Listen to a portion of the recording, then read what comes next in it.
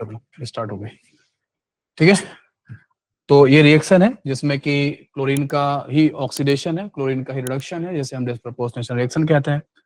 इससे हम एक सेल बनाने जा रहे हैं। सेल पे लेफ्ट हैंड साइड में एनोड है, राइट हैंड साइड में कैथोड है। एनोड पर ऑक्सीडेशन, यहाँ पे रिडक्शन, ऐसे करके हम लोग कर सकते हैं। तो मुझे आप एन का वैल्यू प्रेडिक्ट कर सकते हैं क्या?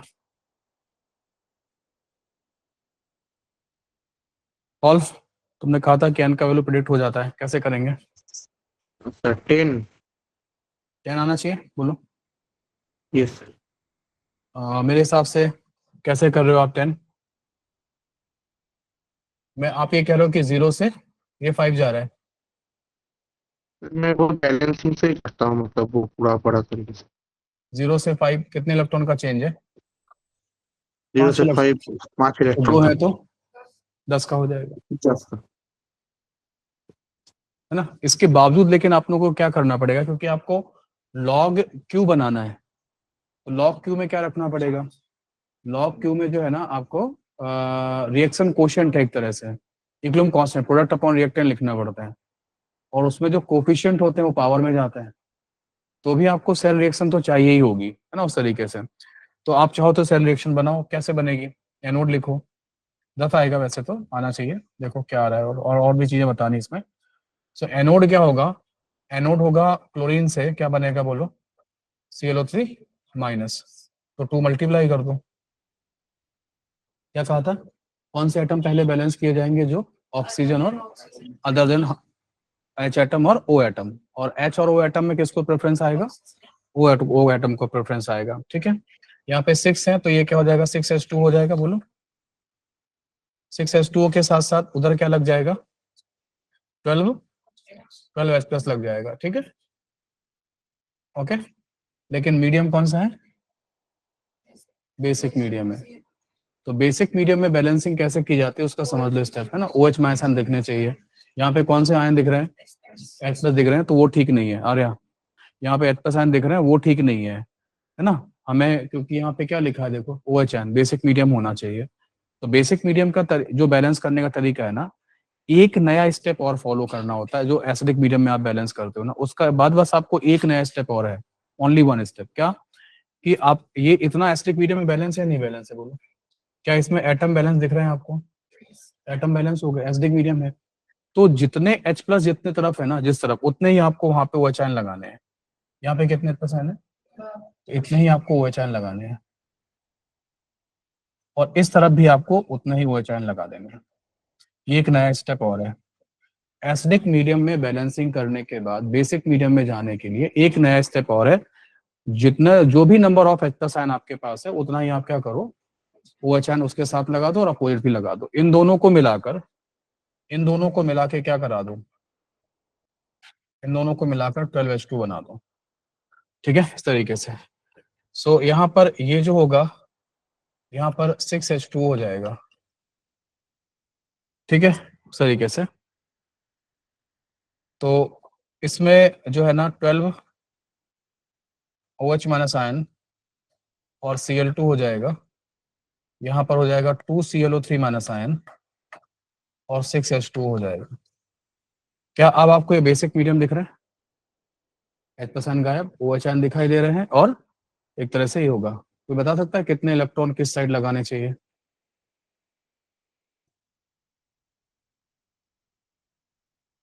आदित्य?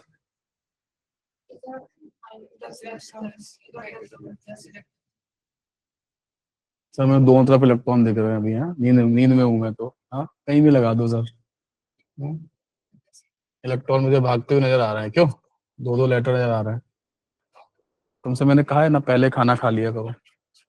कि अब मैं पढ़ाता हूँ इससे नींद आती है। हम्म क्यों? कि सर ये मौसम इतना ठंडा ठंडा और आप पढ़ा रहे हो, AC चल रहा है, सब मिलके इतना अच्छा कॉम्बिनेशन बन रहा है कि जो है ना, बेस्ट नींद आएगी। हाँ। हम्म, तो क्या होगा? Cl2 से क्या बनेगा बोलो? Cl minus ion. हाँ जी, यहाँ 2 मल्टीप्लाई करते मेरे हिसाब से कोई प्रॉब्लम नहीं है। 2 इलेक्ट्रॉन किधर आएंगे? मैंने लिख दिया, देखो भाई, मैं मान के चल रहा हूँ आपको आता है, देखो, है ना। किसी को पूछना हो तो आप पूछ लेना, मैं तो ये मानता हूँ कि इतना आप लोग कर लोगे। वर्षा, कर लोगे ना? हाँ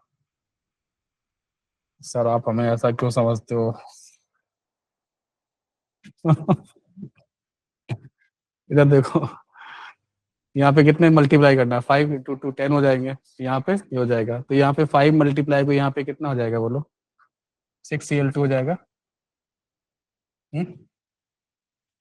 6Cl2 हो जाएगा, और OH आयन कितने? 12 OH आयन। यहाँ पे 2ClO3 plus 10Cl minus ion हो जाएगा 6H2। Number of electron cancel out, number of electron 10 जो कैंसिल आउट आप कर रहे हैं वो रियलिटी ठीक नहीं है। यहाँ पे देखो 2 कॉमन है ना? तो जब 2 कॉमन होगा तो क्या बन जाएगा ये? 3Cl2 6OH minus ion ClO3 minus ion plus 3H2O। N की वैल्यू कितनी हो जाएगी? जब आप किसी सेल रिएक्शन को किसी कोफिशिएंट से डिवाइड करते हैं, सुनना जो मैं बोलूंगा, एक सेल रिएक्शन था, आपने 2 से डिवाइड किया, दैट मीन्स आपने एनोड को भी 2 से डिवाइड किया है और कैथोड को भी 2 से डिवाइड किया है। सो एनोड 10 इलेक्ट्रॉन दे रहा था, कैथोड को 10 इलेक्ट्रॉन मिल रहे थे, दोनों का 5-5 हो जाएगा। So number of electron cancel out 5 आएगा इस तरीके से। अरे बस समझ में है ना? ये वाली एन की वैल्यू लेनी पड़ेगी एक्चुअली। हाँ, अगर आपको सोचो, अगर आपको कोई बैलेंस करके भी देता ना, तो अगर मान लो इसको बैलेंस करके भी देता ये वाला, तो कौन सा रिएक्शन देता? क्या लगता है आपको? ये वाला था, ये देता, ये वाला देता? तो इसके हिसाब से चलता है ना? तो आपको 5 करना। अगर मान लो आपके पास बैलेंस केमिकल इक्वेशन होता तो आप कर पाते ना, क्या दिक्कत था? आपके पास यहाँ पे कितने Cl एटम? हाँ सर सर अगर मैं n इक्वल 10 हाँ, लूं तो मुझे नॉन इक्वेशन में क्या चेंज करना पड़ेगा? वो अपने आप फिर चेंज हो जाएगा। आंसर ये है। जो आपका ये जो पावर है ना, ये वाले, ये अपने आप ही यहाँ से शिफ्ट होकर, ये लॉग क्यू से शिफ्ट होकर इधर आएंगे ना, तो वो अपने आप ही एन को 5 बना देंगे।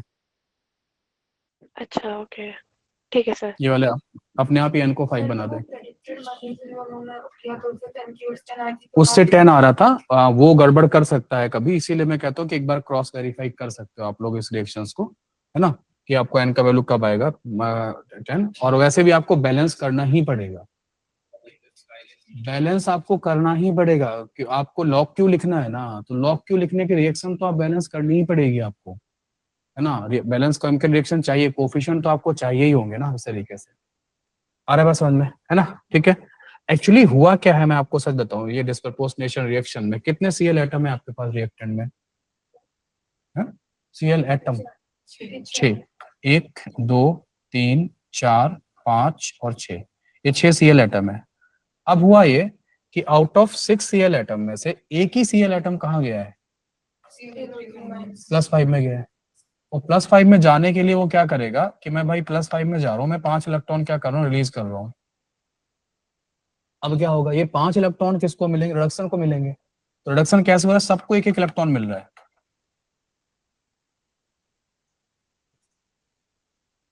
और ये सब किस में जा रहे हैं बोलो? ये Cl माइनस में जा रहा है। तो इस तरीके से क्या बन गया बोलो? हाँ, इस तरीके से इन्होंने क्या बना दिया मिलके बोलो? इन्होंने 5 Cl माइनस बना दिया। ये एक्चुअली ये चल रहा है। तो एक Cl एटम जो था, एक Cl एटम ने क्या किया, एक Cl एटम ने 5 इलेक्ट्रॉन रिलीज कर दिए, और उस वजह से क्या हुआ, उसके बाद उसने क्या किया, बाकी सबने एक एक रिसीव कर लिया। तो ऐसे ये एक्चुअली चल रहा है। तो हमारा एन का वैल्यू क्या इतना निकल के आ रहा है बोलो? 5 निकल के आ रहा है। ठीक है। इसमें एक चीज आपको और समझा दे, यहीं पे समझा देते हैं, जेईई एडवांस में एक बार क्वेश्चन आ भी चुका है, तो आपको भी आना चाहिए। आप मान के चल रहे हैं ना ये एक्वस होगा बोलो? अच्छा, इलेक्ट्रोकेमिस्ट्री चैप्टर भी कौन से मीडियम में है बोलो? हाँ, एक्वस मीडियम में ही है पूरा चैप्टर, पूरा चैप्टर एक्वस मीडियम में ही है। आयनिक भी एक्वस मीडियम में था, इलेक्ट्रोकेमिस्ट्री एक्वस मीडियम था, इससे पहले सोल्यूशन चैप्टर भी ऑलमोस्ट एक्वस मीडियम ही था, एक्सेप्ट इन सम केसेस जहाँ पे हम बेंजीन वगैरह सब चीजें ले रहे थे, वरना मोस्ट ऑफ द केसेस में हम वाटर को ही ले रहे थे। डन। ओके। तो यहाँ पे एक रिएक्शन क्वोशंट समझते हैं आप लोग, रिएक्शन क्वोशंट क्यों?